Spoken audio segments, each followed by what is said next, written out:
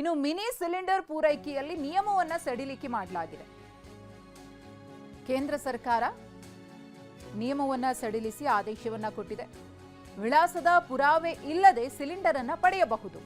ಈ ಹಿಂದೆ address proof ಅತ್ಯಗತ್ಯವಾಗಿ ಬೇಕಾಗಿತ್ತು. ಫೋಟೋ ಇರುವಂತಹ ಯಾವುದಾದ್ರೂ ಗುರುತಿನ ಕಾರ್ಡ್ ಅನ್ನ ಈಗ ಕೊಟ್ರೆ ಸಾಕು. ಆ ಪ್ರೂಫ್ಗಳನ್ನ ಇಟ್ಕೊಂಡೇ ನಿಮಗೆ ಮಿನಿ ಸಿಲಿಂಡರ್ ಅನ್ನ ಪಡೆಯುವಂತಹ ಅವಕಾಶ ಇದೆ.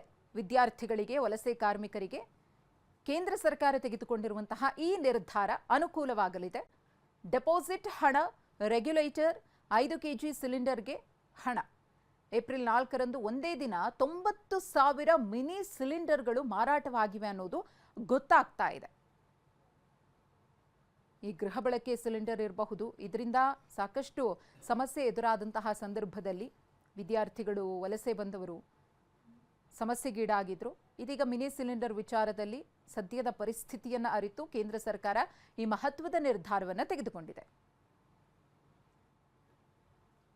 ಇನ್ನು ಕದನ ವಿರಾಮ ಬೆನ್ನಲ್ಲೇ ಸಿಲಿಂಡರ್ ಪೂರೈಕೆ ಹೆಚ್ಚಳವಾಗಿದೆ. ವಾಣಿಜ್ಯ ಸಿಲಿಂಡರ್ ಪೂರೈಕೆಯನ್ನ ಕೇಂದ್ರ ಸರ್ಕಾರ ಹೆಚ್ಚು ಮಾಡಿದೆ.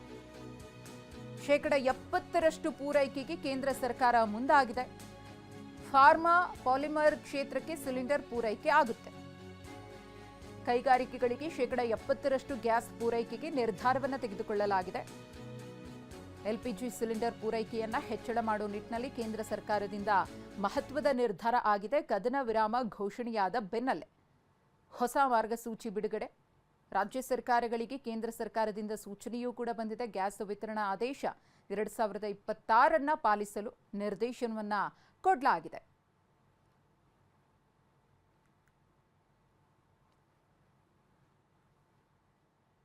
ಒಂದು ಕಡೆ ಈ ಗೃಹ ಬಳಕೆಯ ಸಿಲಿಂಡರ್, ಕಮರ್ಷಿಯಲ್ ಸಿಲಿಂಡರ್ಗಳ ಅಭಾವದಿಂದಾಗಿ ಸಾಕಷ್ಟು ಸಮಸ್ಯೆಯನ್ನ ಎದುರಿಸಲಾಯಿತು. ಅದಾದ್ಮೇಲೆ ಆಟೋ ಚಾಲಕರ ಪಾಡಂತೂ ಹೇಳತೀರದಾಗಿತ್ತು.